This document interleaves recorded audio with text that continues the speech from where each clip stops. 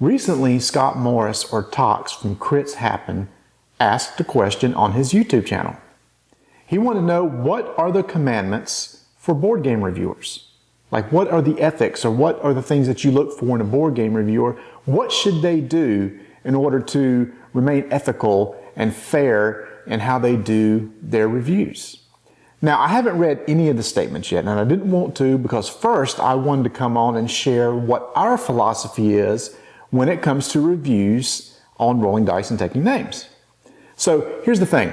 If you haven't seen that video, you need to go watch it real quick and then come back here, and then I'll tell you our views. In fact, here's a link to the YouTube video right here, or it's also down below in the comment section. So it's about 8 minutes long, so go watch it and make sure to come back here. And so basically I've got about 8 minutes to fill while you go do that, and so go, and I'll be right here waiting on you. Here, I'll sort some Netrunner cards.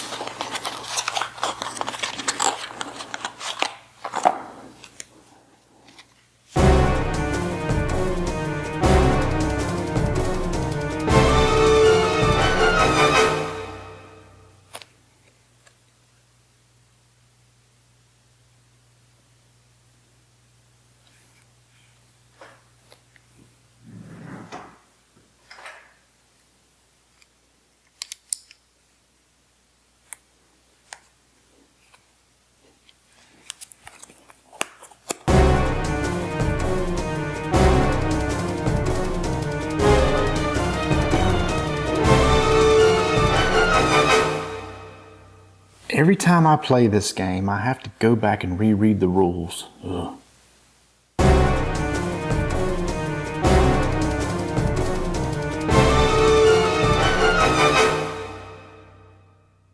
Why can I not get above level 5 in Star Realms?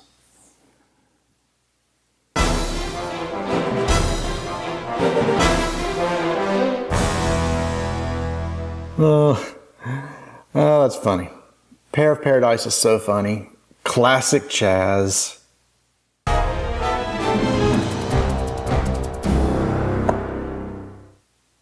I don't get it, Rado. How do you lose? You know exactly what Jen is going to do. Oh.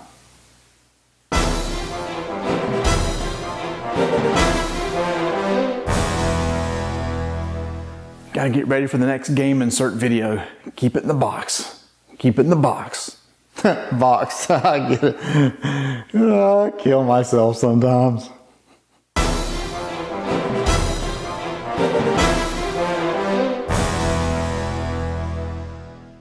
I really don't need to get into another LCG. Man, this looks good.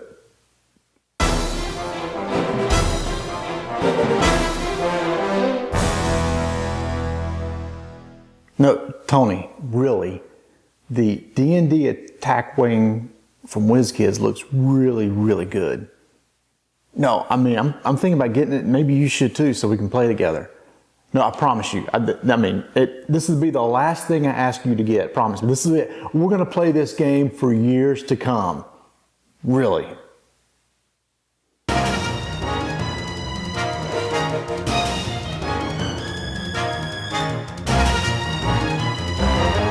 Okay, that's 8 minutes.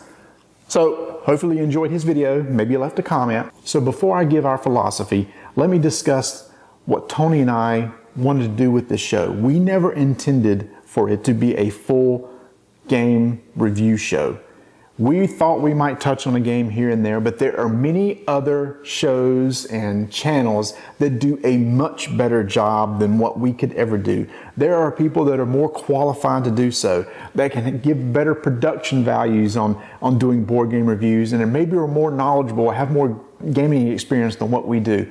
We're just a couple guys who started a show because we enjoy talking about games and the hobby and the culture, And as part of that, we also talked about games that we like and don't like. So we thought, well, we'll also include those every so often. Now, we do have a formal review type of mechanism called the 5-minute initiative. We started this soon after we started the show, and we had individual episodes of audio versions of games that we would cover that we liked.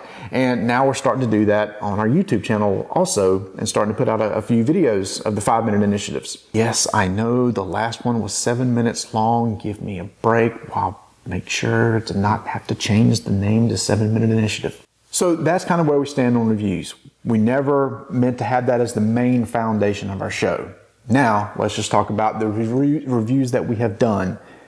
There was the question in there that Scott asked about, some board game reviewers may get free games. And many board game reviewers, not many, some board game reviewers get into board game reviewing strictly for getting free games. Others is just part of the thing. They just enjoy making videos, and as a result, they get the free games. Tony and I have received a free game here and there along the way, but typically it's because it's been with a company that we've talked to and really enjoyed, or a game that we've been hyping up, and as such, they may send us a copy to check out. So when it comes to our 5-minute initiatives, all our 5-minute initiatives, except for one, we bought the game with our own money. We did not ask for review copies. These were just games that we were already interested in. We played them, and we thought, hey, let's share it with everybody else and give our formal thoughts in that 5-minute initiative format. Now, as such, I know there was a question of whether if you get free games, we be biased towards that game because you want to keep getting free games, that you want to give positive reviews and never a negative review. So like I said, that's not really an issue for us because we've bought all of our own games that we review and discuss and talk about on the show. As such, there are people who have told us that we will have a bias because we've spent our own money on the game, and we're going to tend to like the game more because I've invested money into it. For me, that's not the case. In fact, if there's a game that I've bought and do not care for, I'm more likely to be vocal about it, because if you happen to have the same interest in games that I do, I don't want you wasting your money on a game that you may not like. That's why I always usually end our reviews with, play it before you buy it. That's with any game. Game reviews are very subjective. What I may like, you may not like, and vice versa. That's why I try to be so careful when I talk about games. I try to use the first person. I like this because. I dislike this because. You may not like it because of this. If there's a certain type of genre or mechanic that you dislike, you may not like it, and vice versa. I try to make it very subjective and look at it. I can only give my own opinion. Obviously, you will have yours, but I'm just saying that when I do the reviews, that's why I will never say this game is crap, do not buy this game, because somebody out there is going to like that game. Even if the majority of people don't, somebody probably will. So that's why I always try to be, and Tony tries to be, is like, I don't care for this reason, but you might because XYZ. So that's the way we look at it. Again, so when it comes to money, we're not requesting a lot of free games because we're just, that's not the main purpose of our show, where others are all about reviews. Next, yes, on the ones that we buy, we will review them, but we still try to be as subjective as possible, even though we have bought them. Now, let's talk about previews on Kickstarters. Like most channels, we get a lot of requests for doing previews on Kickstarters. There are other channels and shows that are set up out there to charge for doing previews for Kickstarters. We do not do that. The only previews that we will do are games that we think that we might be interested in. And in that case, we will try the game, and it's not a review, it's just a preview of here's our thoughts and opinions and how it works, and you may like this again because XYZ. We are not set up, we do not have the time to invest in a lot of Kickstarter previews, so that's why we do not charge for them. If we started to do that, it would consume most of our time, and we would rather commit most of our time just to doing a fun, casual chit-chat show on our podcast, and now we're going to do little videos here and there. So that's really pretty much about it. That's how we look at it. Now, I have not read the comments yet, and now that this is done, I will go read the comments on Scott's video to see what you thought. But if you would like to share your thoughts on how we do things or what you think the commandments should be for board gamers, please leave comments on the sections below, and I promise I will respond in some shape or form. There you go. That's just our philosophy. Again, if you ask 10 other different reviewers, they're going to have a totally different philosophy from us, but at least you now know where Tony and I are coming from.